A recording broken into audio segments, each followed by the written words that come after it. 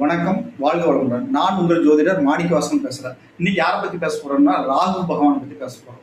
இவர் நிழல் கிரகம். ஜாதகத்துல ஒரு சொந்த வீடு கிடையாது. ஆனா இவரோட அதிதேவதை யார் அப்படின்னு பார்த்தோம்னா துர்க்கை.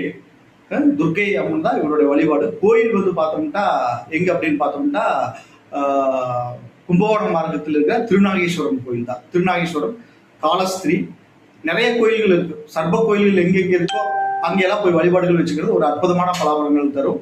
இவரை நம்ம பார்த்தோம்னா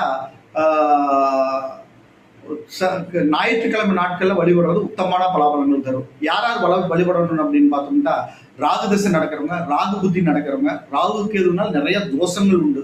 அந்த தோஷங்கள்னால பிடிக்கப்பட்டவங்க யாராவது இருக்காங்களோ அவங்க எல்லாம் போய் வழிபாடுகள் செய்யறது மிக அற்புதமான பலாபலங்கள் தரும். துர்க்கை வழிபாடு மெயினா வச்சுக்கிறது ரொம்ப அற்புதமான வழிபாடு பலாபலன்களை தரும்.